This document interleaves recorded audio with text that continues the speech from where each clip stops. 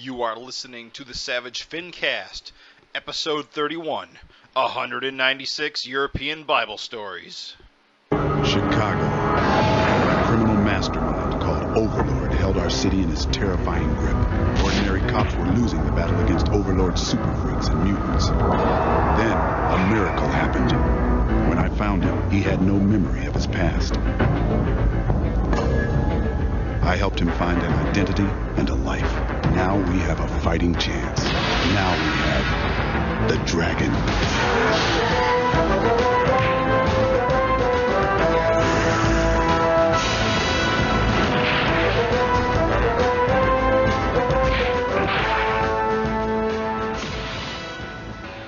This is the Savage FINcast, the show that does the stuff that does the thing.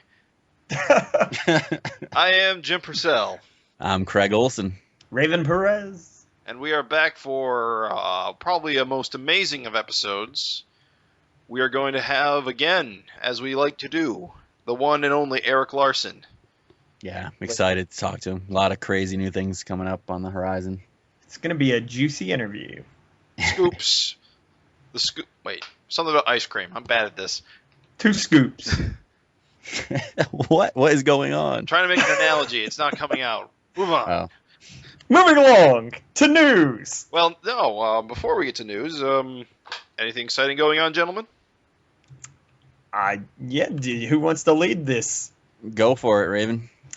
I just don't have the largest of news for myself. However, I did want to put in, I never like to use the show for plugging for myself, but I am very proud of my friend for taking a Michel Fiffe style plunge here into professional comics. So I got a friend who is going all out. He's doing a pay-to-read site called locusgodslayer.com, LOCUSGODSLAYER.com. And he's even got a super cheap option, just $2 a month, but it is pay to read. But he's really busting his ass, and this guy is a very, very professional comic artist. He's never missed a deadline in the last 7 years. Even through dental surgery, moving, he never misses a deadline. So he's awesome. I'm helping him with extra content. It's really a fun thing. And if you don't know, or you're afraid, or you don't never heard of this guy, he has 5 years worth of material that he put up for free that you can read, like over 20 issues. So there's no reason not to try it out. If you like it, like I said, he's taking the plunge here and really putting himself on the line for this. So that's the only reason I was like, I kind of got to say something. So super proud of him. I think anybody would like it. Nice.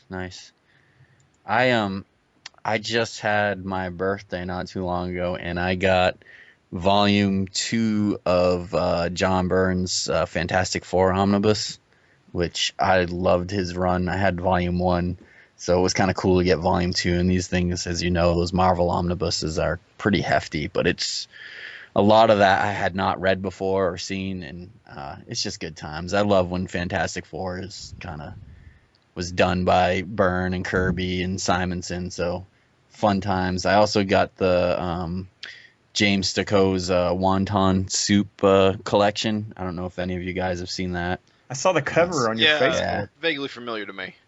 It's a fun, crazy little book. I think it's one of his earlier works that were republished, but it's kind of like deals with, I don't know, it's kind of like an Iron Chef space adventure thing. So the guy's cooking with all sorts of the alien ingredients and, fighting off space ninjas and stuff like that. It's just weird, like perfectly meant for comics. Anything can happen out in space.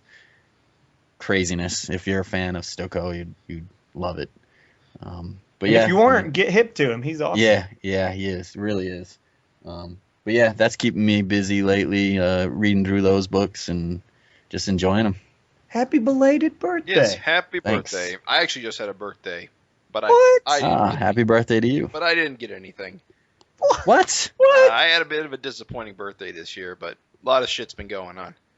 My sister just had a baby. My parents just moved house. You're disappointed in that? No, I'm thrilled about that. I'm just kidding. It's just Sorry. not much time to myself this year. Yeah.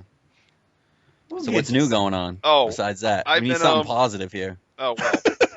Last week I've been completely obsessed with Avatar: The Last Airbender. Really? Yeah, I'm a huge fan of the Legend of Korra series, Okay. and I watched that before I ever watched Avatar. So this last week I picked up all 3 box sets, and I've been marathoning them over the last week, which I never do anymore. And it's pretty good. I like Legend of Korra more, but it's definitely good. Everybody loves that damn thing. Other than that movie, I hear it's all amazing. Oh, it is. What, the live movie or? Oh yeah, the Last Airbender by M. Night Shyamalan Ding Dong was not a good movie. But the show, I Never hear, saw is it, AAA stuff. Oh yeah, it's good. I know what the character looks like, but I don't know anything. If you guys, well, I won't. Legend of Korra has a lot more similarities to superhero structure. The Avatar is like the embodiment of all the elements, and it's almost like a Superman type archetype because the Avatar type character in Avatar: The Last Airbender is Aang, and in Legend of Korra it's Korra. They're sort of like the all powerful, protect the world type character. Mm-hmm. And the world building in both series is pretty good. I like the world of Legend of Korra more because it's got this 1920s pulp adventure vibe going on, whereas Avatar: The Last Airbender, which takes place like 70 years before, is more like what's the word I'm looking for? Medieval China type world. Nice. Which is why I like it a little less because the world doesn't appeal to me as much, but it's good. It tackles some mature themes for a quote-unquote kids show. Yeah. Cool. I heard nothing but praise for it. It's good. I recommend it. Nice. Well, happy belated birthday to you. Thank you. Shall we jump into the news? News items. One item, but one it's news a doozy. item, but it is a freaking doozy. Megaton Bomb. Image Comics just Jesus. announced the upcoming release of giant-sized Kung Fu Bible Stories, which is a limited edition treasury-sized anthology, which is edited by Erik Larsen and Bruce Timm. And it's going to feature original stories by Erik Larsen, Bruce Timm, Adam Warren, Tom Scioli, Ryan Otley, Andy Kuhn, and Arthur Adams. Ta-da! Which is pretty much a who's Amazing. who of amazing comic creators. Yep. Unfortunately, or fortunately, or unfortunately, it's only going to be available at the San Diego Comic-Con for $20 at the Image Comics booth. For now. We have it on semi-decent good authority that they'll probably have extra copies left, and they'll be made available afterwards. Yeah. Yeah. So, and we'll have Eric on later on in the show. We can ask him more about it and find out what's going on with this thing. That it sounds sick awesome. nasty. Yeah. If you're listening to this on your iPhone at the San Diego Comic-Con, it's booth 2729. Get on over there. Cool. Well, that's our news, right? We don't have anything else going on, but it's a big one. Like I said, we'll talk to Eric more about it when we get him on in a little while. But first up, let's do the trivia question. Last episode 30's question, we said, with the exception of Rita Metermaid and Alex Wilde, name another female character that Dragon dated who eventually ended up in a relationship with another superhero. Did you guys get this one? Hell no. Well, I got it. I thought I knew who it was, and I was right, but I thought there was another character. I thought it was a trick question, but I apparently was wrong. Well, the answer was Claire Bono, or however you pronounce it. But she appeared in issue 37 and 38, if you remember, when Dragon and Rapture had just split up, and it was during the whole Mars Attacks invasion storyline. She was in those couple of issues. It's kind of like a fling. And then later, Robert Kirkman wrote her into the Super Patriot America's Fighting Force miniseries he did, where she began dating Super Patriot. And then I think in maybe the series after the fourth Super Patriot series, he had them get married, I believe. And they had them have, and eventually they had kids in the weirdest twist of weirdness in the entire Savage Dragon book. Yeah. Remember, Liberty and Justice died, so he had kids, and he named him Liberty and Justice. Yeah, yeah. It's the weirdest goddamn fucking thing. In memory. Yeah, definitely. And I think, do you remember? I think in America's Fighting Force, like Claire Bono was like um, friends with Invincible's mom, like Debbie Grayson or something. I haven't read it in a while, but I want to say you're right about that. Yeah. Anyway, Um, so we got a couple. Oh, you gonna say Well, something? I was gonna say I thought there were two other possibilities here, but I think they may have been disqualified. In one case, Jennifer Murphy got into a relationship with Hercules, but I think she was an alternate reality Jennifer Yep. Murphy, so she probably doesn't count. Right. Yeah. And what was the name of that stalker Dragon had early on that thought that he saved her, but Star did it? Oh, Amanda Amanda. Hug and Kiss. I wasn't sure if she actually dated Dragon or not. When he busted, no, she just stalked him. Remember? And he was like, "Did anyone?" He busted into the bar and he was like, "Has anyone seen Amanda Hug and Kiss?" It was And Amanda everyone- Love. I need Oh, Amanda Love. Was it Amanda Love? I think so. I need to No, find was it? Amanda Love, right? Oh, maybe I'm confusing Simpsons with Savage Dragon or something. I was gonna say I think Amanda Hug and Kiss is the way it normally goes. I feel like the character was Amanda Love. He's like, I'm looking for Amanda Love. Yeah, maybe you're right. Everyone drops their beers and runs. That was a great scene. But no, I don't think that he ever hooked up with her. But I don't know. Anyway, 20 years. yeah, we had we had two responses. John Bond, I That guess sounds right. It's he wrote in, Claire Bono, great work on the podcast, the obligatory praise. The obligatory thank you. And he said, Savage Dragon 149, second print, if possible. I skipped that one somehow, so that's what he wants if he wins. Simon Millette, who you know him as the guy that's doing the little strips right in the back of the new issues, the Average Dragon strips. Average Dragon. Yeah. He wrote in, he said, hey guys, this is a tricky question, and I'm compelled to try out because 149 is the only issue I never got my hands on. He said, the realities make it difficult, but Jennifer Murphy dated Hercules. Rapture dated Skullface, and I don't remember that for some reason. Yeah, I want to say it might have been before she met Dragon and before he lost his face. Maybe, Not or sure. it was the Image universe, but I can't remember. But our dragon hadn't been with either of those two. So it has to be Claire Bono, now married to Super Patriot. So both guys who wrote in were correct. I flipped the coin, and Simon Millette won. So, Simon, you get the rare second printing cover of Savage Dragon 149, which features that retro trade dress. John, stay tuned for future FinCasts because I do have another copy of that second print of 149 to give away down the line. So you'll get another shot at it, bud.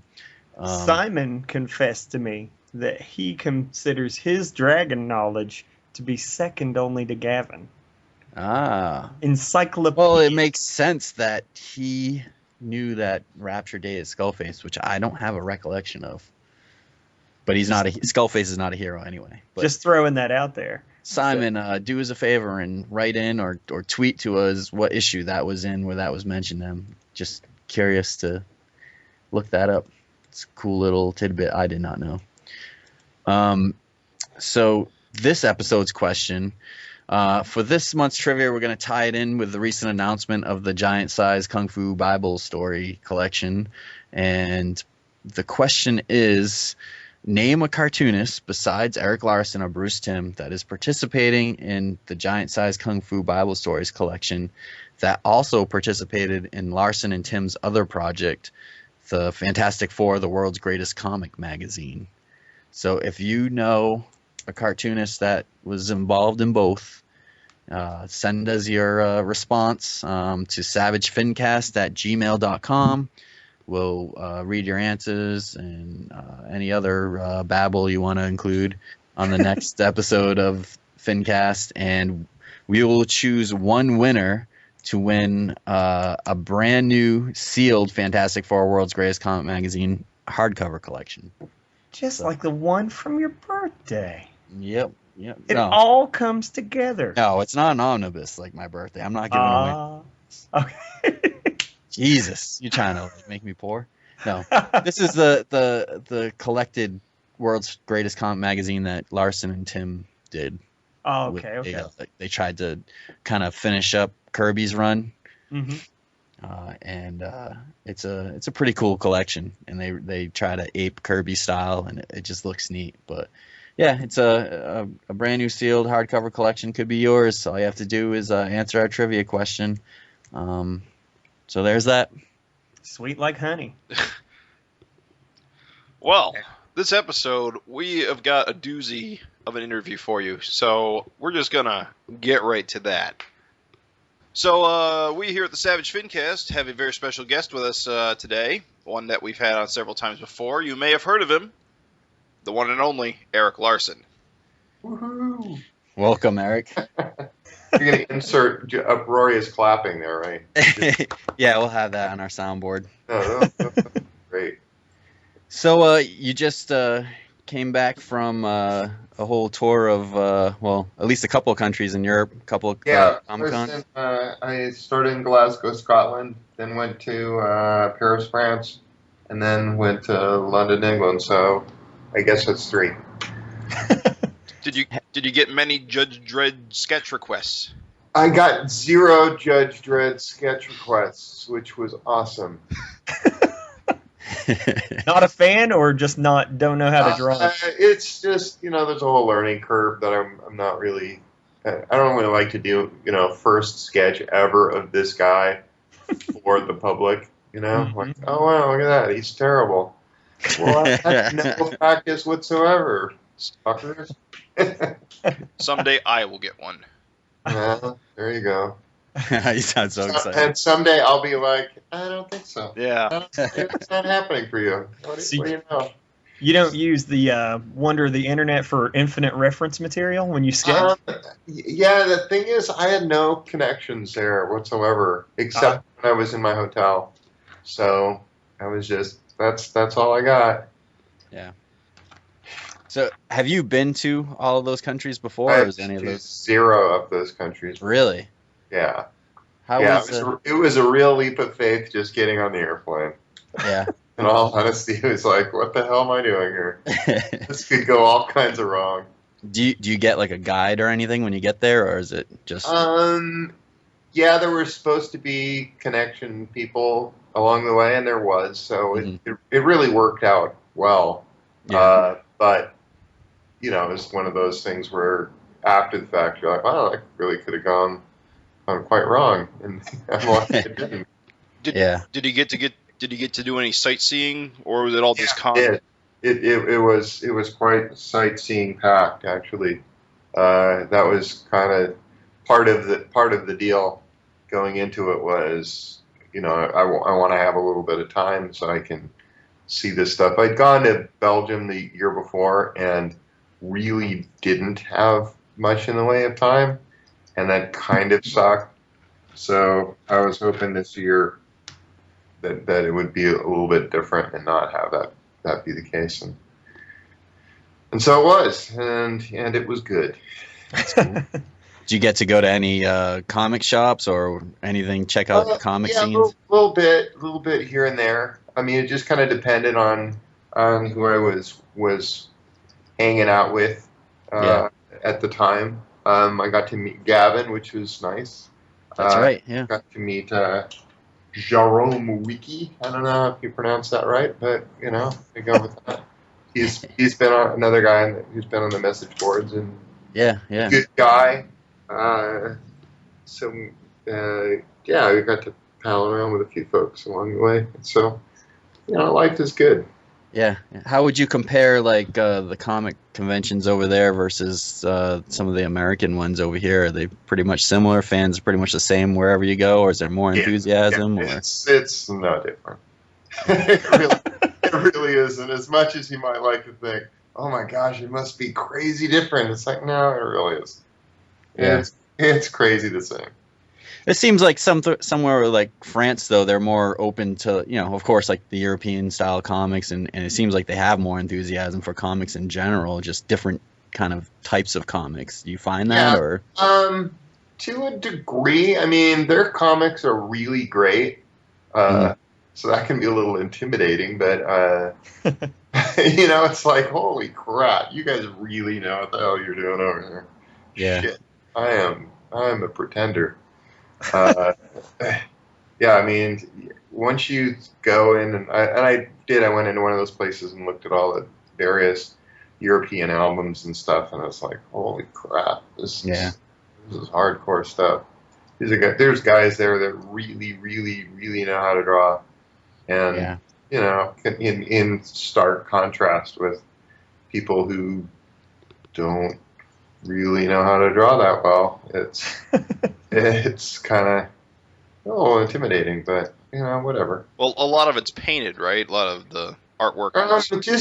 It's various things. There's guys who do line work that's being colored, and there's kind of everything in between. It's all over the place. Anything new on your radar because of the trip? Not really. Not exactly. No. I mean, there's stuff that it just depends on the scene. Some guys are. I did pick up a bunch of stuff, but it's not like I'm gonna go. Oh, I'm gonna suddenly know how to draw better now. It's like, right. There are limits to my superpowers here. I like that.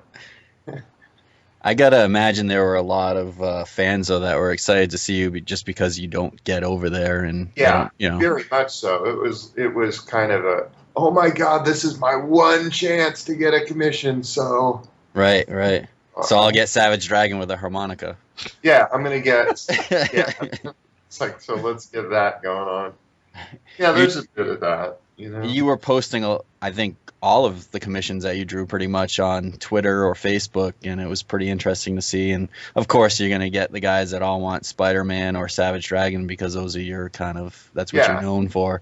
But I know, like you were saying on Twitter, sometimes guys just say, hey, give me Savage Dragon playing a musical instrument, or they just want something. A lot of guys want something that's gonna be just different. Because I think if you go, I want Savage Dragon dressed as a cop jumping out at me. I'll do it, and it'll be outstanding. But at the same time, it's like there's not hundreds and hundreds of different ways to do that. It's really gonna be similar to this or that. Right. So guys are just coming in going, give me something that I've never seen before,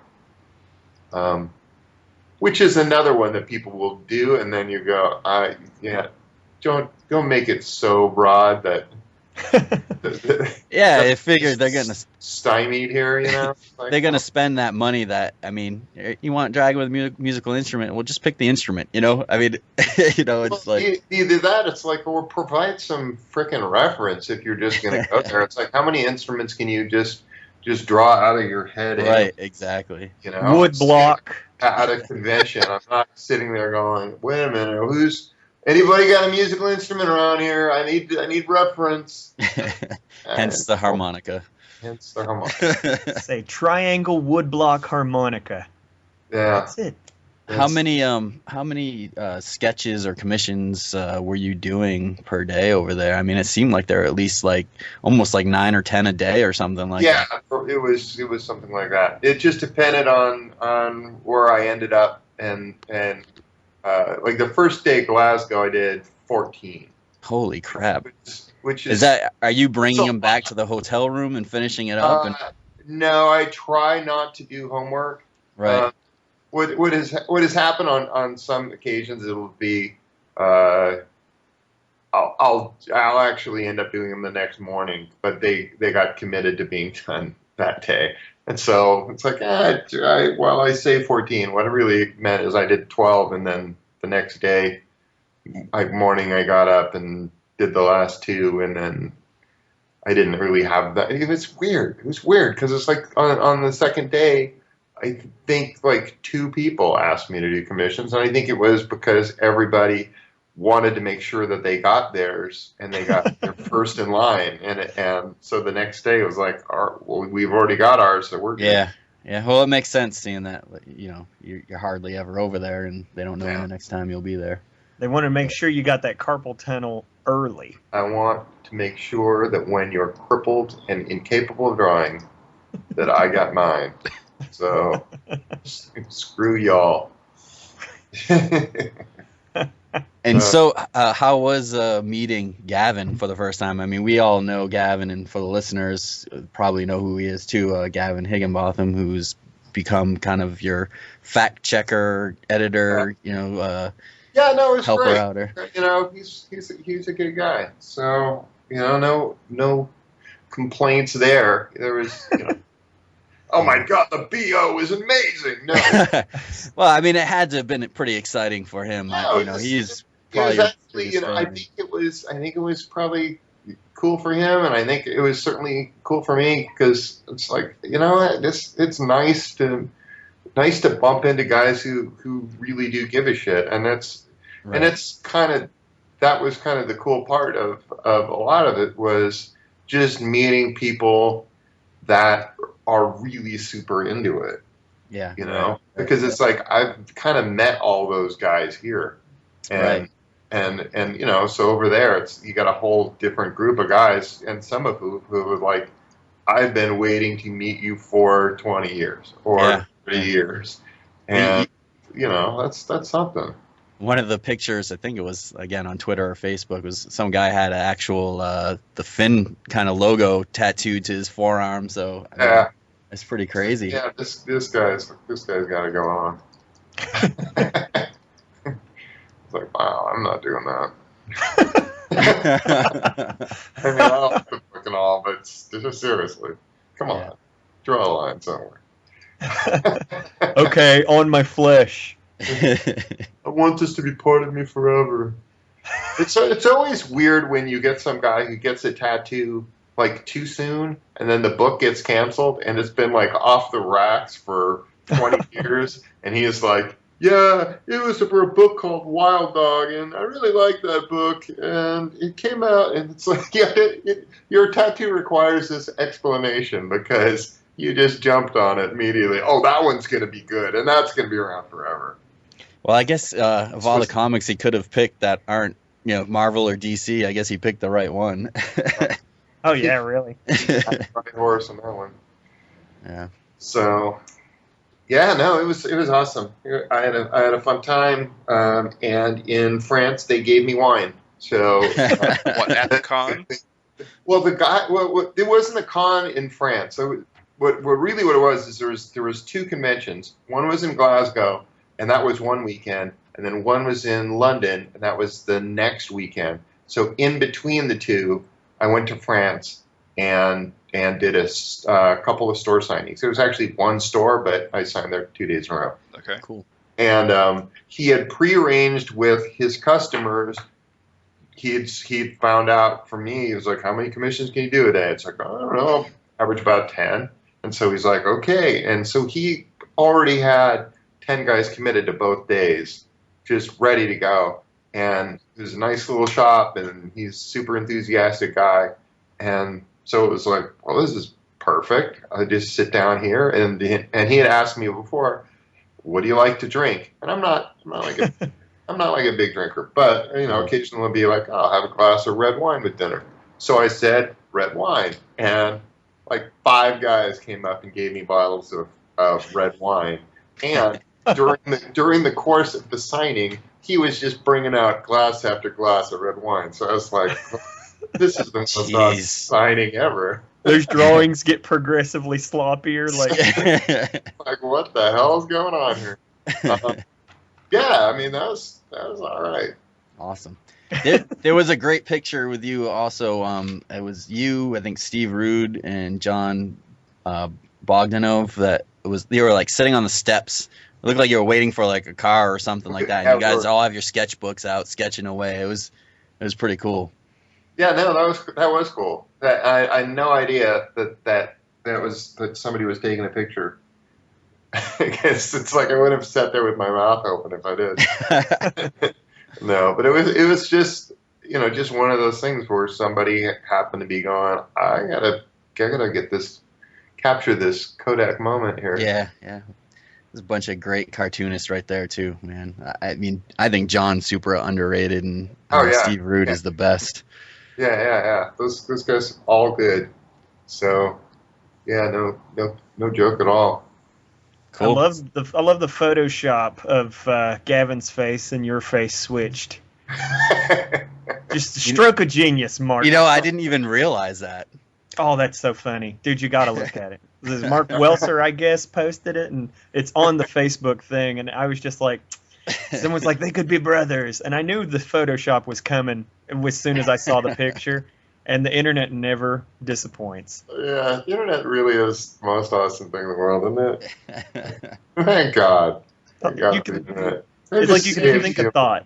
You can think a thought, and someone else is doing it while you're thinking it. Yeah. I wasn't going to do it. Yeah, well, let somebody else do that. Exactly. So speaking of internet, the story broke over the internet, I think yesterday, that giant-sized Kung Fu Bible stories is going to be released at the San Diego Comic-Con. After so many years that we've been talking about this, and good Lord, it's finally done. I mean, Bruce Timm, God bless him. He did his part of this like 5 years ago, 6 years ago. I mean, he did it a lot. I remember the hints about you working with something. Yeah, with Bruce. And it's like, holy crap, he has been patient, and I've just been trying to get everybody else on board for this thing. And the unfortunate part of it was just that the parameters were so broad that I think it becomes intimidating. Mm-hmm. It's like the draw whatever you want kind of thing, where your mind just goes completely blank. Yeah.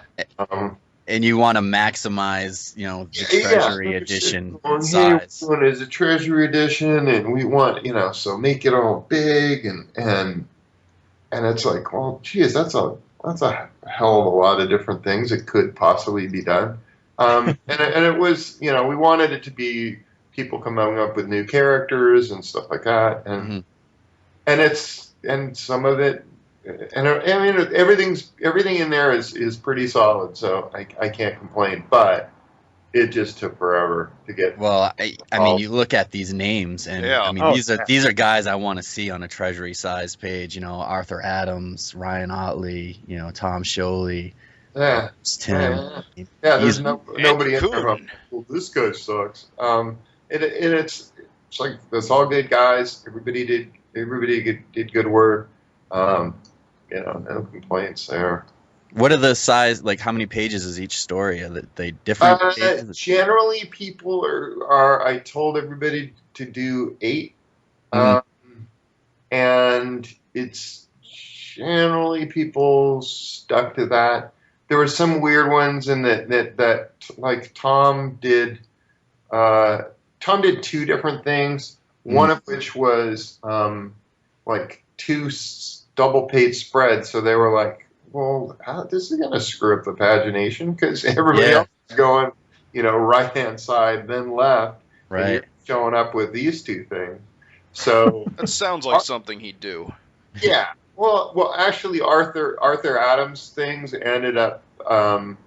He had said he would do a story, and then he totally didn't do a story. And so, what ended up with him is I just kind of called him up and said, "Pinups, do you have any single pages that I can run in here?" And he did.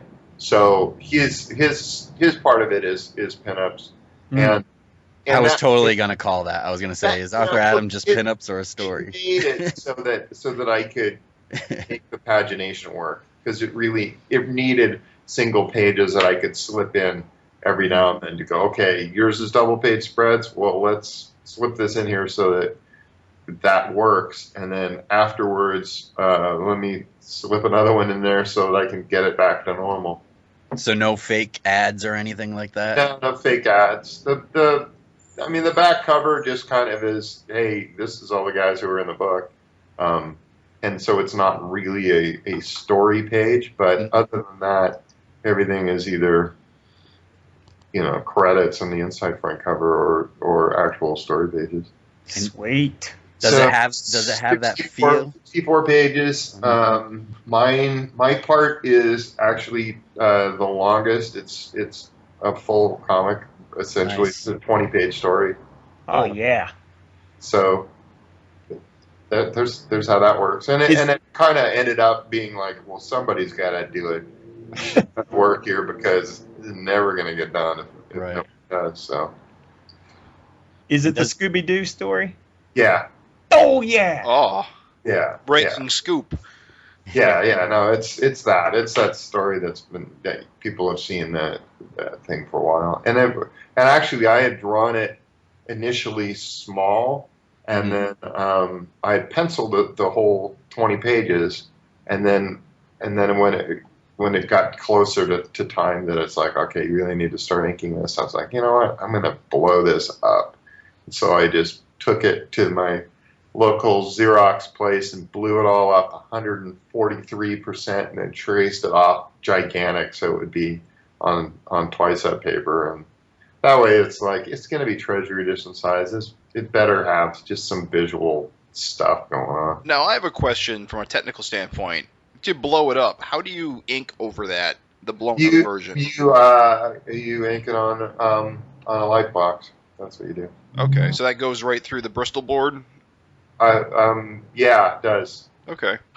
Yeah, it was a necessity. It was like, there's no other good way of doing this, so do it that way. Well, I couldn't be more excited for this damn thing. Now I'm curious, does it actually contain kung fu or Bible stories? It does not. Ah. But it is giant size. It is giant size. It is giant size. It's got that going on. Does it feel like the old Treasury editions? Were you able to replicate that feel? Is it on newsprint or? It's not on newsprint. It's on better stuff because fuck it, Right. Guys, Yeah. they're doing better color and it just didn't seem like that made sense. Right. Is it like the non-glossy stuff that you did with the no, it's Golden glossy Ink as all shit. Oh. It really is. Because, I mean, Bruce had hand-colored his story, and it was gorgeous, and really any other kind of color or paper would have, it just wouldn't have been as bold and bright as it was. Mm-hmm. So Tom Scioli kind of does some faux newsprint in his part, and it looks a little weird just because it's on glossy paper, but right. We everybody can't get their way. Right. Yeah. How that works is there needs to be a little bit of, okay, this can't work for everybody. But it looks great, so I don't think anybody's going to complain. So what about availability? This is a Comic-Con exclusive for now. It is. We printed up a sizable chunk, and it's like, I can't imagine that we're going to get rid of the ridiculous amount we printed in San Diego. So if we don't, then those will be made available to comic stores, or we'll bring them to other shows or something. I can't imagine that people won't be able to get it. And if it's just flying off the shelves, it'll be like, all right, let's go back to press and do this again. Digest size. Yeah, this time extra small, because that's the way you wanted it. Is Otley's size? Is Otley's portion sizable, like 8 pages, or? It's 8. Everybody really does 8. The only exception to that is Arthur Adams, who does pinups. So he has 4 pages scattered throughout. Very cool. Cool. Yeah, this is going to be cool. Yeah, so I mean, it leads off with Bruce Timm, and really I kind of ran them in the order in which everybody finished them. So it's like, all right, you're the last guy, you got the last place in the book. Back of the book, Adams. Yeah, the only exception was because there was the middle of the book could potentially, it's not square bound, it's saddle stitched. So, because it was like, oh, this is a double page right in the middle of the book, I fudged things a little so I could have there be a double page spread in the middle of the book, so that when it opens up, it's like, oh, check that. That's gonna be awesome. Nice. Pull it out and hang it up like a poster. Yeah, and it's the Scooby-Doo shot that's in the middle of the book. Nice. So should we expect any other announcements from you around San Diego, or is that the big announcement? I mean, not that that's not a big announcement. Yeah, I don't really have anything that I'm going to be trotting out. I kind of think that San Diego is a place where things can get easily lost. Yeah. So my tendency is, if I'm going to announce something, just wait until you got a better chance of somebody actually paying some attention. Yeah. So you're not releasing the cover to 200 or anything like that. No, I haven't done it yet. I need to get my act together in that department. I've just actually been kind of skipping solicitations on that just to make sure that it ends up coming out in the month that it's supposed to come out. Yeah. And get my act together. But I'm working on 197. Damn it, it's happening. It's all coming together. Well, So Closer than ever. let's change up gears a little bit and just talk about the new direction of Savage Dragon, because I think last time we talked to you was before 193 came out, and it's been a big change. Yeah, I'm loving life right now. I don't know how the hell it's going over with the rest of everybody, but I'm actually at this point where I'm like, I like this better. Yeah. Yeah. well, that's what's important, is that you like what you're doing. Yeah, I mean, I love Dragon, but it just seemed like his story had really been told, and it just seemed like it was getting tired. Right. And so I kind of felt like it needed to move on and find a new way, and I'm kind of happy with it. So It's great. I mean, how have you gauged the fan reaction to that? I mean, you're talking to people at conventions and stuff. Have people been pretty positive about it, or? generally speaking, yeah, I haven't really run into that guy yet who's just like, oh, screw you, man. I haven't run into that guy. Did anyone request Malcolm sketches? No. Commissions? No. Well, Gavin did. And it was well, Gavin did, but that was He doesn't count. That was with Dragon. Yeah, right. Yeah, mostly not. Mostly people, when they do want Dragon, it's like, can I have Dragon in his cop uniform? It's like, wow, that's I mean, he was in that for 38 issues, and then wasn't. But that's kind of like his Superman outfit, Yeah. It's like people aren't saying, oh, can you do me a sketch of Clark Kent? He's so cool. Right. So That USA cartoon. damn Damn it. Yeah, it is what it is. It sounds like have you found your groove with Malcolm that you think, or I mean, like now that you've been drawn, Dragon's out of the picture, you've drawn him for what is it now, 3 issues without Dragon even in the book. Yeah, it's been 3. Well, I'm on my 4th without Dragon being in the book at all. Yeah, I'm liking it. Yeah. I'm happy. So. Do you find it more difficult to write Malcolm? Like Dragon was more your age, it seemed like your voice was kind of like Dragon's voice, whereas Malcolm's, a teenager. I know you have, you had 2 sons. Yeah. Is it? So it's not a big deal. Yeah. It's you have to go. Okay, well, you can't be freaking Einstein here. I can't have him be. But even at this point, it's like he's 17. He is not like a kid. It's not like he's really completely ignorant of a lot of stuff. He's pretty on the ball at this point. Yeah, right. It's not that tough. Do you ever forget that he has lightning powers? Sometimes I'll read the book and I'm so used to Savage Dragon, like Dragon, and some of the lightning powers. Oh yeah, I forgot he has lightning powers. Is that ever like? Do you have to think about that? Like, how would he get out of the situation because he's got powers? Yeah, I have to remind myself of it constantly. You know, and sometimes it's just, oh, he's punching somebody. I haven't really said that he's used his lightning powers yet. I guess he'll be punching somebody and there'll be lightning dancing around while he's punching this one guy. Just to reestablish a little, sorry. No.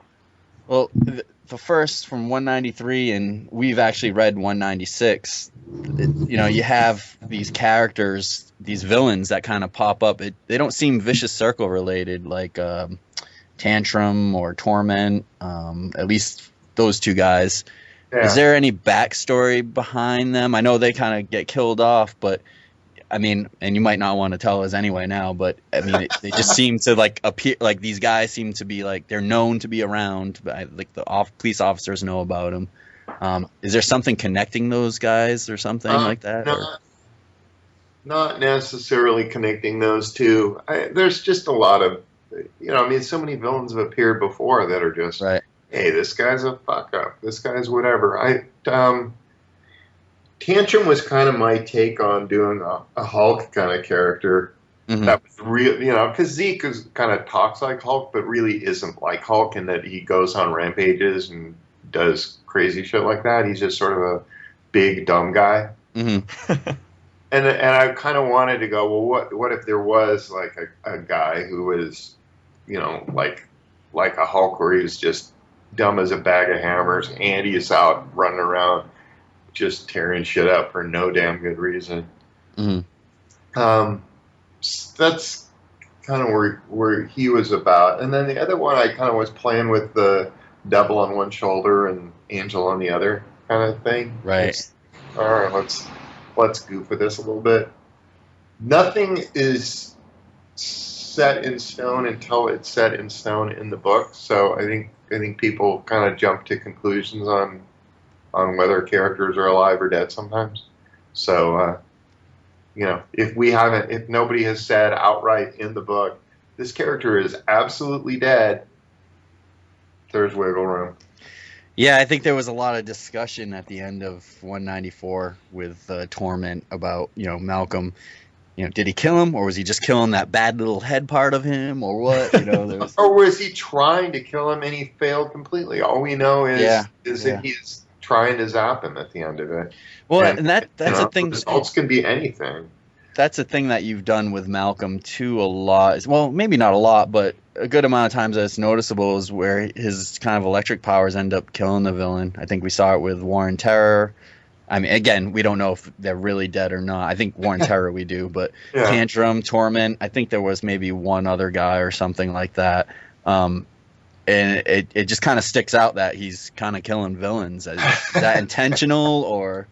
Well, he's certainly intending to do it, and I think to a degree, it's like, yeah, who's gonna argue that's such a terrible thing, given that these guys, you know, are fucking throwing buildings on people and killing other folks. It's not like somebody's going to be sitting there going, oh, wow, I'm really going to miss that guy who was actually killing other people. What a terrible thing that you stopped this. Right. But that's true. I gotta wonder what kind of toll it can take on Malcolm. You know, being that much blood on his hands. Yeah, you're fucking yourself up, dude. It's gonna be a mess. I always thought it was bullshit, the whole hero that lets the villain just go and kill over and over and over again. In real life, everyone would hate the hero for that. Yeah, it's like, come on, could you step up here, Batman, and maybe take care of this guy for once? Because he's just kind of bad news. What the hell? That's it. I have money. Yeah, well, I mean, it does kind of bring up the whole, you know, kind of makes sense to be a costume vigilante because, you know, that way you have a secret identity. No one knows who your family is. It can't take revenge. So Malcolm's got to deal with that. There's no way he could like hide with a mask on, you know. Definitely, yeah, you know, it's him. But there's it's tough. Definitely something there. I mean, it's weird because on one hand I kind of go, well, in real life, people aren't sitting there going, well, I'm going to go rob a bank. I better make sure I kill all the cops first. Right. Well, nobody really. Well, I mean, it's a comic book, and we understand that. But you have addressed that with Dragon. I mean, how many of his, you know, girlfriends or wives have been murdered, or his family been messed with. I mean, it does happen. And Yeah. and in the previous issue, Malcolm gets a ton of backlash by being, responsible for the death of a bunch of kids. Right. Yeah. So they know where to find him. They know who he is, and he has to take the That's brunt a- of that. Right. Sorry. Didn't mean for your kids to get killed. Yeah. Yeah, kind of a dick move, really, in retrospect. But So how much fun did you have with issue 194? Because it just looks at, I mean, with the whole, you did the twice up thing with this issue, but I mean, these spreads, the action in this issue, we were just blown away when we got our hands on it. I mean, yeah, this no, issue, I actually, I actually love working that size, and hope to. Well, actually, I'm going to make the transition to that just being the way I work. Really? wow. Just because paper that I've been working on has been not very good, and it's just been kind of a struggle every month to be fighting that. I can't do it constantly just because I'm traveling some, and can't sit in there. It's just physically too large to take with me. I would have to check it in my Yeah, luggage. yeah. That's a little riskier than I want to be with my life. I mean, really, it's like, oh, you lost your entire issue. Sorry. Right. Oh, we really apologize. Well, but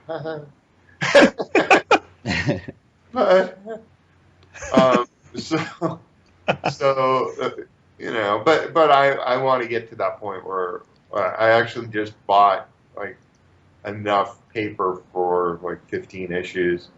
Nice.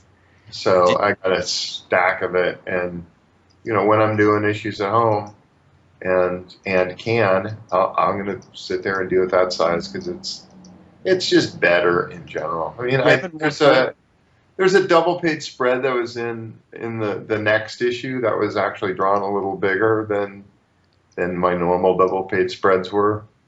In 196. Yeah, 196, the double page spread that's in there is Well, we've seen that. It's amazing. We've got the advance. So, I know Adam Pruitt, I think, was talked to you. He had talked to you, and you'd given them the okay to give us advance copies for the FinCast. Hopefully you did. He said you did. I actually meant in 195. 195. The double page spread that's there with Malcolm and Dart. It's like that was actually bigger. Somewhat, not crazy big, but it was somewhat bigger. It was on the bigger paper. I like doing double page spreads on one sheet, for crying out loud. I mean, that works out. That's nice. Yeah. Got to be more natural. Didn't you say you were taping together the pages or something previously? Yeah, I had been, and it's like, well, that's fun and all, but it kind of sucks. At the same time, it kind of does bite. Then there's the scan and stitch you have to do, right? I got to do that anyway. That's the one kind of detriment about doing it big is that you have to scan and you have to stitch it. There's just no scanner is big enough. My scanner isn't big enough. It's not that. There probably are scanners that are that big. I'm not going to buy one just because I'm just a cheap guy. Don't judge me. And so I don't have one that's that big. I don't have access to one that's that big. So I'm gonna have to stitch this stuff together somehow, one way or another. And when I did the twice up issue, every page required at least 3, if not 4 scans. But Photoshop has something in it that makes it so you can stitch things together easily. Oh. So yeah. it's really not a big deal. But when it gets to be a big deal is when you're doing double page spreads, because it's tough to get every piece of it because there's a middle piece there that the scanner just doesn't want to reach. And so you have to take the lid off the thing and move stuff around. It's like, holy crap, this is an ordeal. but whatever. Can you at least do it in 2 halves, or you got to do it like in quarters? You got to do it in kind of quarters. Ugh, Actually, a double page spread is like 8 scans. yikes! Ugh. And you got to make sure it's square, or else they won't line up. It'll adjust that. It'll actually adjust things a little bit. I mean, and then you gotta make sure it doesn't completely suck too, because there'll be times where I scanned it all in, it lines it up, and then you look at it and go, wait a minute, there's a weird jag going on there. It made an assumption that was completely wrong. Oh. And it really works best if there's a lot of overlap. Right. Which is why I'm scanning it as many times as I am, because I could scan the top and bottom and then just manually stitch that together, because there would be just a 1/4 inch or something of overlap. But it's just better if you just do it in 4 pieces, and scanning's not a big deal anyway. So I want to say print shops can scan 36-inch wide by however long you have. yeah, but then I have to go to a print shop. Yeah. Eh. And when I'm doing my book, I'm doing it page at a time and scanning it and sending it off to Nikos to color. Oh. So it's like page by page by page, it's going off to those guys. And if I'm sitting there going, oh, now I have to go to the print shop 20 times. Oh, yeah. That doesn't make life easy. Be a pain in the ass. Yeah, it would be a pain in the ass. So it's like, or I could use this program which is made to do this, and it's right here on my computer in front of my face. I'll do that. Well, I mean, it seems like you're, 20 years into this book, it's like you're always kind of constantly tweaking things and moving things around. Now you're talking about doing the twice up, you switched colors a couple of times, and letters. Now, you're back to the digital. Oh, you're not back, but you're to the digital lettering. Yeah. Back with Chris. But it seems like it's all kind of come together now. Like, it seems like you've found that kind of coloring style that you've liked, because it's kind of stuck around. Chris's digital letterings seem to have kind of fit in pretty well now with the sound effects. Yeah. It's all looking pretty organic. Are you at a point now where you're pretty happy with the way the book looks? Yeah, pretty much. I mean, it comes and goes. I mean, I'm sitting there doing this issue now. It will probably be my last small board issue. I mean, it's conceivable that there'll be more later on down the road if I'm traveling a lot, but I'm looking at this now as the last one, and it's kind of going, yeah, working this small. It's not what it ought to be. Because when you work at a bigger size, it's just, you can just do stuff that you can't do ordinarily. Right. Whatever. Did you do 196 twice up, or any like that spread on that? Yeah, that whole issue's twice up. Yeah, you can tell. I think now knowing, like, with 194, you can kind of tell, especially on the double like the full spreads, Yeah, no, it's just suddenly you go, there's some tiny freaking lines on here that are so itty bitty. How the hell did you do that? And then yeah, the double page spreads, you just go, I got all this space. Woo! Well, they look amazing. I mean, by the time this FINcast is live, 196 will be out. But that spread where Malcolm's energies, his electric powers are just blowing up the place, and the chains are whipping around. I mean, it's got so much like motion, like fluidity to it. It just looks incredible. That shit is sick. Yeah, it's sick. The building all like off in the background. That is sick. Yes. Yeah, I kind of like that one. Do you ever just finish an issue and just say, "Wow, I just hit it out of the ballpark with this"? Or you just know that. I definitely the twice up stuff. I just get more jazzed about it. Than the other, because it's like, yeah, there's fine. But when you're sitting there doing this stuff and it's freaking huge, it just I guess plays to my strengths, and I'm able to do more with it than I could otherwise. So. I mean, I could tell you as a reader, 193, to be honest, I wasn't a big fan of. 194 came, and I was like a little disappointed. I was like, oh, a new direction. I didn't really like 193 that much. 194 came around, blew my socks off, and blew everyone, away on in the FINcast, because I know I still can't find my socks. Yeah. 190. We just read 196, and we all like collectively were emailing each other, being like, "Holy crap! Like that was really amazing." You want to talk about owning an issue? See, the thing is that I have seen people being like, "This isn't what I signed up for," and I'm just like, "What did you sign up for?" Because this book constantly changes, for one, and for two, if you're reading it, it is kicking ass. You can't read that issue and not think it kicked ass. Wait, you talking about 196? Yeah. Yeah, top to bottom, Eric. Bravo. I mean, we super enjoyed it. I mean, it's got everything you want in Savage Dragon. I mean, you see in Malcolm in different states of being maimed and messed up, but he just looks cool as hell. You got Vicious Circle and, full effect, ripping buildings apart, chasing people away. That whole wrecking ball sequence, I was like, that's a winner. Yeah, amazing fight scenes. That ugly fat dude. Yeah, he's awesome. Hilarious.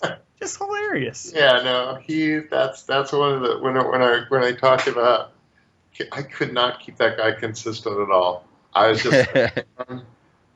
In fact, there was a panel that I ended up using twice just because I was like, I can't draw this guy the same from panel to panel. Ended up making a couple copies of him, different size of his face, different sizes, so I could just painstakingly trace them off, because it was like, I can't do it. I pieces of him are sliding around. His ears are getting moving, and his face. It's like, fuck. I thought that was part of his condition, is that he was fat, but 20 chins. I think I look at him from the side and go, quite look like the same guy that you look like from the front. I don't know. This is so. Anyway, he had to go. So he is the guy who had to die. Yeah. Oh, you're gonna have another blog post because I couldn't draw consistently, and it's like, sorry. I would have loved to have kept him around if I was able to make him look the same from panel to panel. Sorry. It was really just an amazing issue, though. I mean, I think it's something great for new fans. For old fans, you have the little nods to things like the Uglies Unlimited and seeing some old Vicious Circle guys coming back around. All the Rogue Warrior. Yeah. I'm always a fan when the cover is actually somehow part of the book. That's always a winner to me. Yeah, that was neat. That definitely was neat. Whew. I know. I was like, how am I going to work this cover in? It was, and I'm happy that the next issue, it's like, I'm already satisfied my next issue thing because I ended with Malcolm being all screwed up. So awesome. It seems like there's some of these newer Vicious Circle people that we're starting to see more and more becoming kind of like, I don't know, they're just the new wave, that they're not just throwaway guys. Like we're seeing like that Pucker guy, or the Victorious villain with the big kind of V head, and Samurai, and they just start, Bug Lady. I mean, they seem like they're a couple of your favorites from the newer group, and it's kind of cool to see them reoccurring. And then I noticed there's that one kind of villain. It kind of looks like the one that has like the metal dreadlocks. She looks like the one that was from your Amazing Spider-Man days. And I don't think, is that the first time you've drawn her? Yeah. She's pretty good looking. Yeah, we'll see if I can figure something out with her. She's got a big Barda kind of look. Yeah, I know. I like that. I'm just, it's like, is this, am I pushing it too far in terms of making characters look too much like? Nay. But I do like that metal kind of dreads look. You're the only artist. I like that too. It's like that's something I haven't seen other people do. But when you did the female Furies, was that what they were called from Amazing Spider-Man? They Some- were called the Femme Fatales. Oh, That was that's right. Yeah. not my name, but But that was an awesome like group of supervillains. Like it was so neat. Like and then you kind of have like the Vane and Savage Dragon that kind of and now this one, but yeah. cool group of characters. You're always good at making great visuals. I don't know if I'm reading too much into it, but it seems like there's more female characters predominant in the Vicious Circle right now. Is that subconscious or conscious? Because Well, I think that's sort of a Dart thing. Yeah. Where she's like, I want to be surrounded by like-minded people. That's what I was thinking. People who are really in her corner. That that sort of thing. Yeah. That's a Speaking cool of- touch. I hadn't noticed. Have you heard anything more about the Dart statue? Not only have I heard it, I've seen it. Ooh. Oh, really? Yeah. Well, I haven't seen the physical thing, but I've seen pictures of it. That's from Claymore Studios. Yeah. Yeah. It's pretty sweet. So it's pretty much finished and ready to go into production, or? Yeah. Cool. Yeah, I believe so. I believe that's what we're talking about. Nice. Awesome. I remember the last time we talked about that, there was talk of like a silver variant. Was there any talk about that? I don't remember.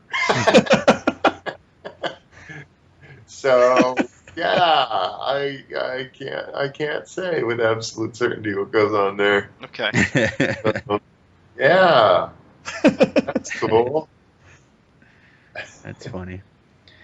I did notice in the past couple issues too, that it seems like the book's taken more of like not violent but almost gory shots, like, and it's not something you haven't done before. It just seems like we're seeing a little more of it, like with Assassin's face kind of getting just blown off by the ball and chain and stuff. Is that a conscious decision to kind of go in that direction with the new direction, or is this just it's just kind of the way the book is, know. I think some part of it is maybe me just kind of going, because he's a teenager, people make the assumption, oh, this book's for kids now, and it's like, no, it's not. For kids. Just kind of coming back and just saying, look, it's just because it's starring somebody who's 17 years old doesn't mean that I've gone soft, sort of thing. Right. So take that. And I feel like it's always like ultra violence has always been a part of Savage Dragon. I feel so it doesn't feel out of place or anything. No, not at all. Well, good. It's why I read. Damn it! You guys remember back during what the Fantastic Four era, and everyone was complaining about how it was kind of like non-violent. Mhm. Yeah. It was just weird back then. I reread that recently, and it's actually more violent than I recalled. Until they got to the scene where like Alex stabbing Yeah. the crap out of what was the purple guy's name? The Lummox. The Lummox. Yeah. Then it was like, oh yeah, we're not kid friendly anymore. Hey, remember this? Kirkman was talking about shifting tones in comics because people were like, Invincible's not a family book anymore. Well, he said "fuck" at the end of an issue, and I can't believe. And then his after all this character stuff- got raped, right? Yeah, and everybody was like, "Oh!" And Kirkman did a thing where he's like, "Well, tones can change in comics, And I was like, "I don't get why that's a strange concept for people." Yeah, and it's not like Invincible hasn't been a kid-friendly book since like issue 6. But I'm just saying, like, even if Dragon wants to have a family period, it's not like it's like, "Oh, well, there goes the violence." It's like it could easily come back. And it did. Yeah. I don't know, it's weird. It's weird the way people just want to jump off the rails on shit like that. I just think people can't handle the difference between a mainstream Marvel DC comic and an independent comic. They just don't know how to handle that. The creator Have of you the guys seen cartoons the can do what he wants. meltdown about Batgirl's new costume or Thor being a woman? Oh yeah. Yeah. I don't even know what to deal with. Why is there a meltdown on Batgirl's new costume? She's got a new hipster look. I'm making quote fingers with my hands. I thought it looked fine, but Yeah, I mean, liked it. in terms of like the Thor and Captain America being African American, Oh, right, yeah, Falcon's Captain it's like really who cares? Like This stuff like everybody, I've time. seen so many other people. It's change. If you don't read Marvel, if you at read this Marvel comics, point- it's gonna always change and just Yeah. always come back. At this point, yeah. I mean, it's like, yeah, I'm about as upset about that as I am about Superman being dead and Batman's back being broken. Yeah. Well, Well, I mean, do people Those forget? permanent changes have really affected my life a whole lot. I mean, I guess people forget about Storm as It's amazing Thor. to me that that it's like Charlie Brown being surprised that the football is being pulled away.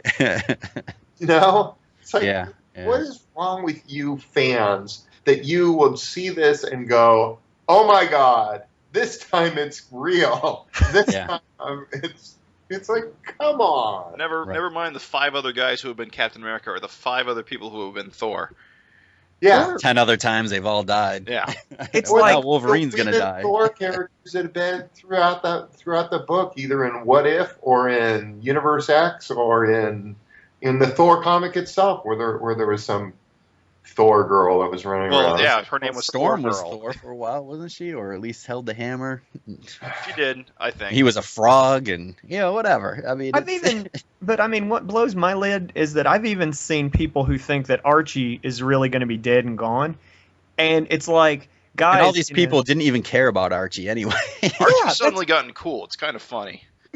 it freaks me out because it's like people want to have a big vocal opinion, but they don't even care enough to realize that like Life with Archie, finger quotes, is a what if book. Right. Yeah, So it doesn't matter. They if he don't dies. understand Who the gives a shit? context. They're just knee-jerking about it. Yeah. I don't know. I don't get it. Good times. I don't get why people don't like how. I just am amazed that people are still surprised and shocked after all these years.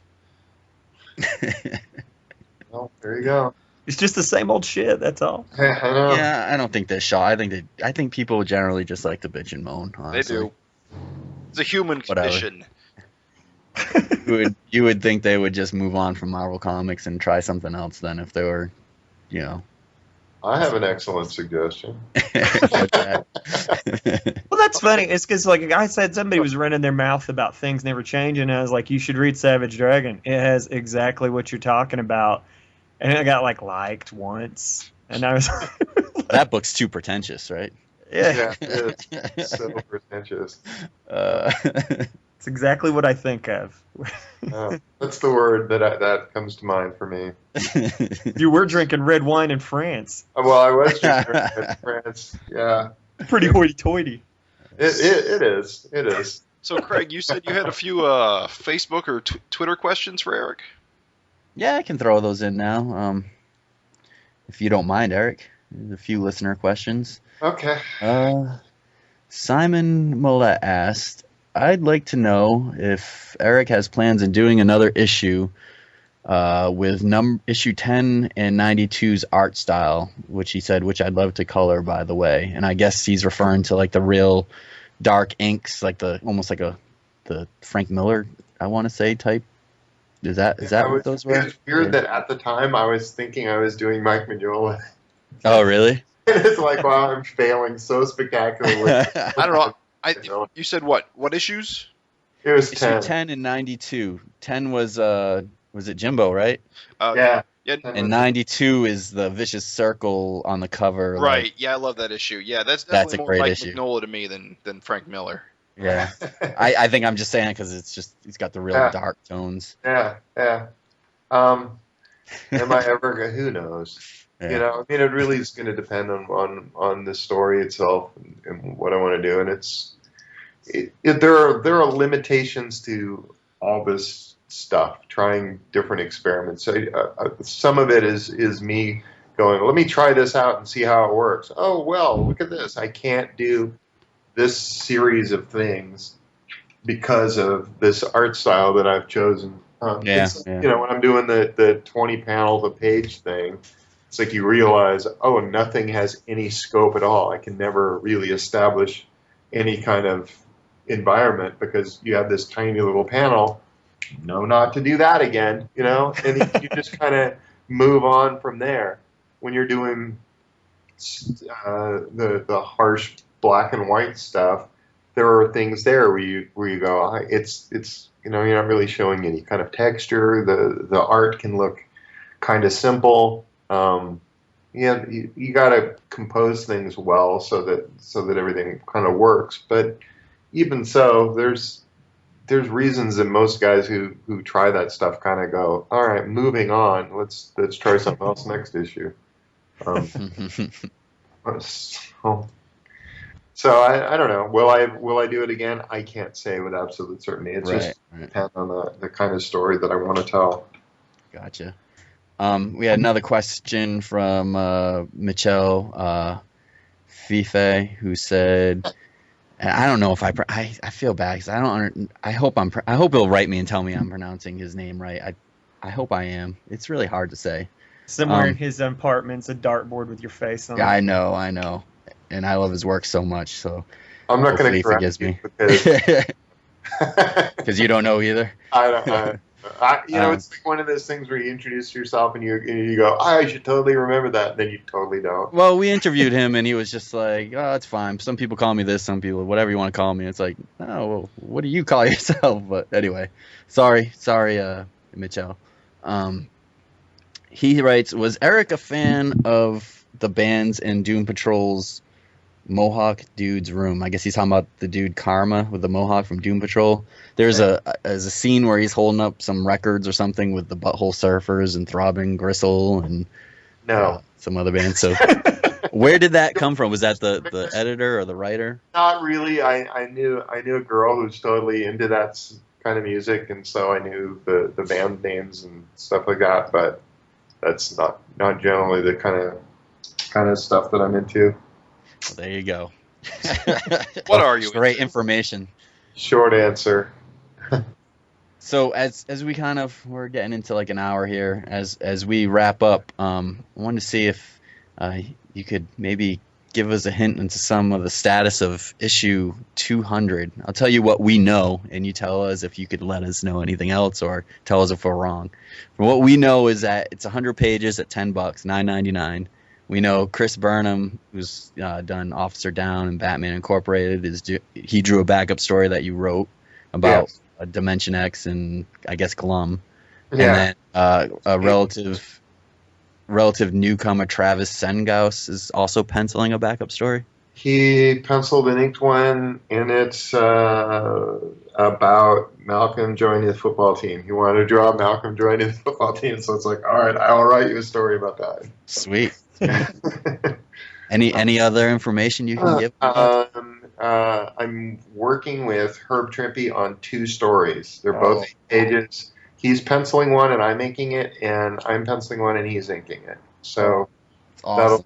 that'll be kind of. I mean, I don't know if people are. I'm totally into this guy or whatever, but it's just here's a guy whose work I knew from forever ago, and it was just kind of a pleasure to be able to work with a guy. That's awesome. So there's that. Dragon proper will be in the story and so it'll be Dragon and Malcolm will be in issue 200 together. So Dragon will find himself out of jail one way or another, and the vicious circle comes gunning for him, and Malcolm needs to protect his dad from the forces of evil, kind of thing. Sweet. So that's kind of the major big thing that's going on. Also, Nikos is drawing a backup story as well, and that is a SOS / Angel Daredevil kind of story. So Sweet. It's got stuff in it. Anything with Gary or Frank? I'm sure there will be. Gary and Frank are doing a Vanguard story, which starts up next issue, actually. So, oh yes. So beginning with 197, there is another Vanguard serial which starts in 197 and I think ends in 200. So that'll be like the big like finale, I think. And if not, then it's like, oh, there's more of it. What a shame. No, I mean it'll be awesome if there's more. And right. Man, super stoked about that. I mean, the last serial with Vanguard, they just hit it out of the park, man. That was so enjoyable. So yeah, I'm really looking forward to that. I love their stuff, and any opportunity to have them do more, yes. Sweet. Scott, James, and Gavin. Well, theirs got bumped up, right? Something like that, or yeah, I think that may end up being. I mean, I got to make at some point I got to make a flow chart to figure out how many pages I've actually got that are accounted for and how many. 100, 200. It's okay. We'll take it. Well, I mean, it should fit. I got to do this somewhat sanely. But yeah, I mean, it's going to be a cool book. So wow, exciting that. stuff. And then I stopped doing these 100-page issues because they're just a pain in the ass. I don't know that 250 is going to be that, because it's like, come on, what the hell? How do you keep doing this to yourself? It's like herding cats, getting us all grouped together. Working with artists. It's just easier when it's just you and you don't have to worry about this and that. Right. The tiniest little bit of I had to try and beg favors off of all my art buddies for my book, and I was just it was just so time consuming emailing people and herding cats. That is perfect. Well, I think you're a glutton for punishment, though, Eric, because every time you say this, you do next issue projects and Treasury edition anthologies, and another 100-page thing, Image United. It's the thing is because I like it, Yeah, I know. Go, oh, this is a cool book. Look how big it is. Look how many pages are in here. Look at this. Look at that. And it's like when the end result is awesome. This giant-sized Kung Fu Bible stories, once I actually have it in my hand, it's like, this is so cool. But it's getting all those people to do the stuff they need to do in order to get this done. And do your own, Savage Dragon comic. Like last month, I did 2 issues because I had to. I did this, I inked the story for Giant-Sized Kung Fu Bible Stories, and then I did an issue of Dragon, and it's like, that's a lot of pages to come through here in fairly rapid succession. I did notice this issue seemed to come together quicker off the heels of the last issue. Yeah. No complaints, right? No. Nope. And I think it's good for the new direction just to keep them. Yeah, no, I'm trying really, and this issue that I'm working on now, it's like this is a nightmare just because I've been traveling so much. Right. Yeah. But it is better for the book in the long run if I can get it to come out on a more regular basis. So yeah, I am trying. Is there any new comics coming out that you're excited about? I saw that ad for Night World from Image. Have you seen anything, or you have anything to do with? In all 4 issues, yeah, it's nice looking book. Yeah. And like a real Kirby vibe. Yeah, sign me up for some of that. I'm curious if you have any interest at all in that new Warren Ellis Supreme book. I will I'll get it. It'll be in my house at some point because I'm down for, I get up the Image comp list. But I really have a tough time reading things that pick up on stuff that, or don't pick up on stuff that I did. It was like when I got off Doom Patrol, I didn't read Doom Patrol for years. When I got off Amazing Spider-Man, I just stopped reading Spider-Man for the longest. I don't know. Some of the teasers for that book almost feel like maybe your run won't be completely forgotten. Oh, really? Yeah, it seems like Ethan Crane's missing, and what you did at the end of your series, it kind of, I don't know. I've got a hunch that maybe it's not. Maybe it'll tie in somehow. I would guess that they would. It just seems like, why would you do that to yourself? I mean, I think they kind of looked at what books have been successful that have been the Liefeld books, and you can go, well, Prophet's the one that people seem to really give a shit about, and that's the one that's the farthest from what Rob was doing. Right. Yeah. Yeah. they just did. I'm doing something else entirely. Yeah, and this Ellis book looks and pretty far away. They're probably following that as like, screw it, we'll just do our own thing, and if somebody likes it, awesome, and if they don't, oh well. Yeah, and sometimes I think that's the kind of attitude these creators or cartoonists have to have. Like, Brandon Graham is outstanding. I love his attitude towards things. I love his no bullshit. In some ways, it reminds me of how your take is on a lot of things, and I thought it was cool with Prophet, him trying all different styles, getting different people involved, and just going in a whole different direction. I think that's part of why that book has been a critical hit. I don't know if it's got the sales. Not so much the sales, I don't believe, and it's actually been lagging lately. It's sold well enough that it was able to continue. Yeah. Whereas Supreme wasn't doing that, and all the other Liefeld books went away. So hey, something was working okay.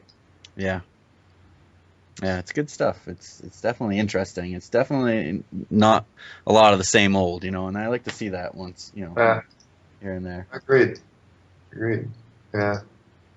New stuff. Try it. Do something cool. Whatever. It's like I get we can do anything, and so often we don't do anything, and that's very profound. Bothers me more than anything. It's just a pain in the ass. It's like, come on, guys. There's an unlimited amount. Just the thought that you're going to turn the page and you expect something is going to happen, and it's what you expect. That happens so much in comics and so much in movies, where you're just like, yeah, I know where this is going. Well, what do you know? I'm completely right. And it's like, that shouldn't be the case. You can do absolutely anything on the next page. Why are you doing the one thing that we kind of are anticipating? Yeah. I think go ahead. Sorry. Oh, no, go, man. Go. I was just going to say, I think cartoonists, and I'm really happy to see Tom Scioli start to get a lot of kind of press, and it seems like in this past couple of years, a lot of kind of the alternative guys they have an alternative style, but they're still doing kind of mainstream superhero or cosmic stuff, like Scioli, him getting that gig on G.I. Joe and Transformers. Personally, I have no interest in G.I. Joe. Did you read the Free Comic Day issue? Yeah, but I'm saying you put Scioli on a book like that, and it's like, wow, I want to buy this. I want to know more. I want to look at this art. I want to see the crazy things that he's going to do that, everyone else has got to make G.I. Joe realistic or make it, something like a movie. He's going to take it and just make it like you're playing with the toys and doing whatever you want and just make it crazy and fun, and it's cool to see him get more opportunities to do that. It's cool to see a guy like James Stokoe get thrown an Avengers book one shot and see him go wild with it. This past year I've just seen a lot of things like that are like, it's making me happy with the way the industry is kind of pulling these type of people in. Sorry, that was my 2 cents. Well, I think at this point they're like, well, nothing else is working, so what else can we do? Well, that's true. I don't know. I think the audience is starting to shift a little. The younger audience is starting to get growing up, and they're kind of in for the more zany type off, not predictable, I guess, sort of material. But I think young kids are too, or not young kids, but younger people are too. I think for some reason, a segment of the readership got stuck in this, let's try to be as realistic as possible and, make stories where guys don't dress up in costumes and stuff. And it seems like we're getting back to the way it should be, hopefully. But good. The My Little Pony and Adventure Time kids are growing up. Well, I don't know. It's just like mainstream comics for so long. It felt to me like it was fan fiction of fan fiction. So you had guys that when you say you turn a page and it's something you completely expect, it's because these guys grew up on Batman, then started writing Batman, so they're just giving you more Batman. And so it's kind of like when you get these people who don't know a damn thing about this stuff because it's just not part of their life. I mean, I don't know. There's a chance for something cool and new to happen there. Yay. More of that. So yeah, well, it's all good.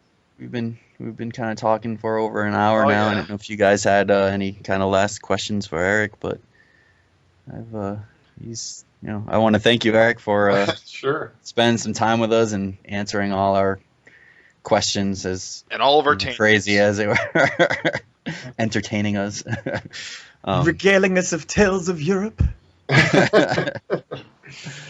But yeah, that was just fun. I'm just glad that adventure kind of went off without a hitch, because that could have gone very wrong. I'm just sitting here getting off an airplane expecting somebody to be there and having no idea where I'm supposed to be. This could be a disaster. Right. Turns out there's no convention in this town. I'm gonna be pissed. Especially in the countries where English isn't the language. Something likely to happen again?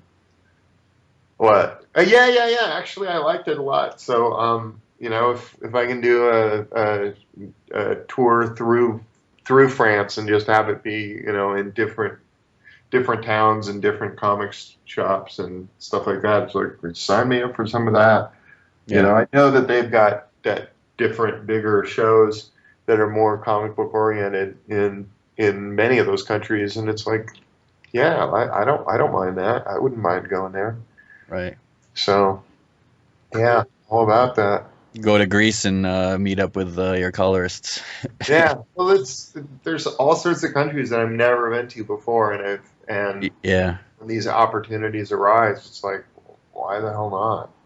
Are you finding that now that you can get comics digitally pretty easily, like with Comixology and stuff, that the foreign readers have more access to Savage Dragon and that's how they're reading it? I mean, I know one guy wrote, I wish that they published Savage Dragon in Spain again. Do they have access, or do you know, or do you know what your sales are overseas? I have no idea where people are, where they're coming from. So, I have no idea. I just don't have that. I'm sorry. I know, like I've said the story before, like, years ago. I think it was like the Savage. I forget which issue. The one with Carrie and Bush on the cover. Yeah. I was in Japan when that came out, and I had to go track down and find like an American comic book store so I could get my Savage Dragon fix. But if it was nowadays, it's like, well, just punch it right up on my iPhone. Yeah, no, those things are great. The bad part about all those things is that there's no comics you can get signed. Yeah. Because it's like that's part of the experience, is meeting the actual guy and just getting book signed or getting something. I don't know. I'm personally just as content to get a sketch in a sketchbook with a signature. But I guess it's just me. But it's a lot more expensive to get a sketch than just it can be. Yeah, certainly. Because it's just, it's a lot of work too, for crying out loud. And really, there's just a limited amount of time that any of these guys have to be able to do stuff. And if it's full-blown commissions, it's like, when I'm looking at it, it's like there are 10 to 12 people who are going to be able to get that over the course of a day. And that's not a lot of people, really, considering how many people read this stuff. Sorry, but I could sign a shit ton of comics in that amount of time. So, right. Yeah, it's a good point. I get you. Well, good. Well, thanks for your time again. Yeah, I appreciate it. It's always a good time to have you. Thanks, guys. Cool. Yeah, I'm looking forward to the next one. That's how it always is. It's like, hey, are you doing any conventions on the East Coast at all this year? Probably New York Comic Con. Okay. How about Baltimore? No. They gotta pester me about it. It's really it always has we'll to pester them. It has to come from the convention itself. Yeah, I hear that. I generally don't chase people down and say, "I want to go to your convention. Please invite me." It's like, I don't really it just kind of feels undignified to do that. Right. I got enough issues as it is. Just to have somebody being like, "No, you are unworthy of our show." I'm like, fuck, I don't want to deal with that. You're not on the Wizard top 50 list this year. Wizard did give me actually was like, any of our shows you want to go to, and they just sent me a list, but it's like Wizard still exists. Wizard Conventions. exists as a convention thing. Yeah.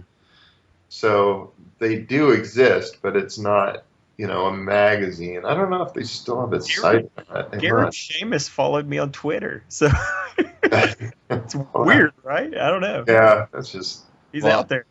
If you came to Philly, I would totally go, but I tend to not enjoy the Wizard Philly convention. It's more about wrestlers and weird stuff than comics. And every year it seems to shrink. I mean, is there a regular Philadelphia show at this point, or is it? No, not really. There's the Philadelphia Wizard Philadelphia, and then there's a couple of smaller ones where like Herb Trimpe might show up, or someone might come down from New York, but they're the real like kind of generic ones, small ones. And then everyone goes to Baltimore because it's only like an hour and a half away, and that's like hands down my favorite con because it's just about the comics.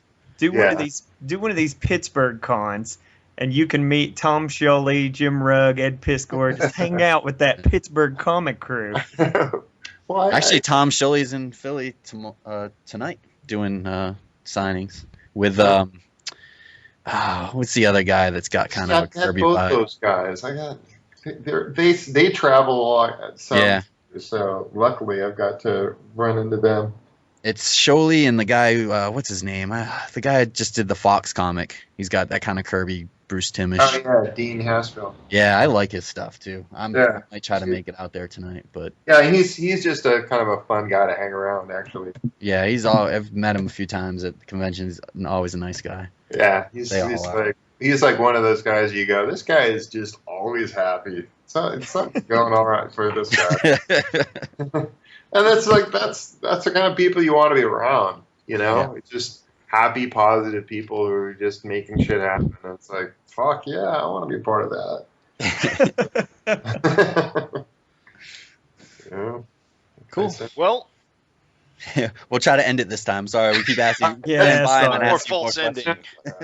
It's like Lord of the Rings. Just gonna have to hang up on us now. All right, guys. Well, I'm gonna go. I've just enough.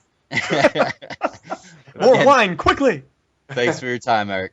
All right. Talk to you later. All right. Bye. Bye. Yep. Once again, thank you very much for taking the time to talk with us, Eric. We super appreciate it. Always a pleasure, and we know the listeners always super appreciate it. Man, that interview, boy, are my arms tired. All those air quotes and everything. It was relentless bombshell after relentless bombshell. I loved all that information he gave about 200 though, and the coming up Vanguard backups and stuff. It's exciting. Yeah, good stuff. And I even feel like the Kung Fu Bible info we got was just like scooperoo. Yeah. The Scooby-Doo story, guys. Yeah, jeez, we've only been waiting ages. Just think, ages of wait, and he knocked it out in a month. Yeah.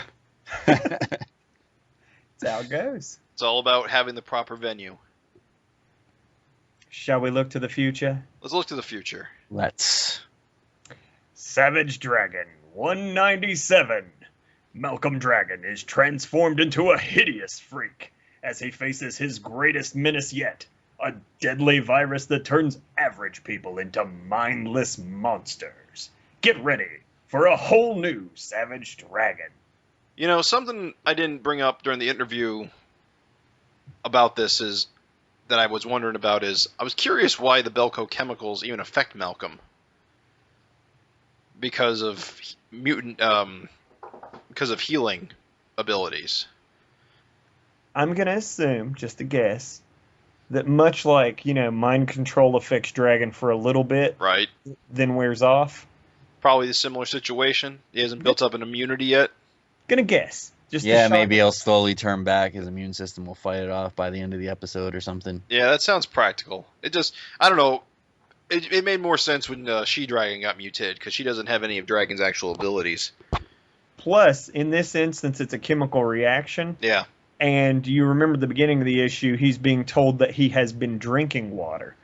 They were like, oh, we gave you water. We gave you a place to stay. So he's been drinking water, obviously, For a while. Recuperating. So he's been ingesting this chemical for some bit. So even if the old healing factor was doing good, I mean, you keep dumping more on it, you're bound to have a reaction. And the same point, his healing factor is going into overdrive, recovering for all the third-degree burns he has. Good point. Maybe it's just fatigued. Good point. I hadn't thought of that. We justified it. We're good. Yeah. We're good, baby. I'm interested to see how he kind of treats it, that it's, to make it different than the issue where that happened to She-Dragon, because obviously he's not going to, try the same trick or do the same thing, Let's just hope he doesn't rip Maxine and Frank Jr. in half. Oh, God, no. Please, no, Maxine. Hang in there, girl. You got to hide. Well, cool. Well, I think it was a... You guys picked up that episode. Frank Jr. was there, right? Oh, yeah. Yeah, as the police officer? Yeah, it took me a second. It took a second read for me to catch that. Yeah. Yep. Subtle, but nice. Yep. Yeah, it was good stuff. Yeah.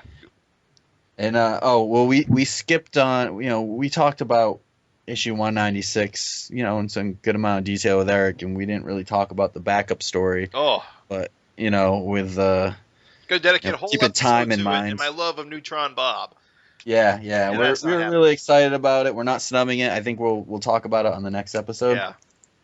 I even had a Twisted Funny I wanted to praise, but next episode. Sounds good. Well, thanks for listening. It's been great. Talk to you later. All right, see ya. Recording done. The Savage FINcast is hosted by the Gutter Trash Podcast Network, which can be found at guttertrash.net. The Savage FINcast is proud to be members of the Comic Addiction family of podcasts and the Comics Podcast Network, which can be found at comicaddiction.net and comicspodcast.com.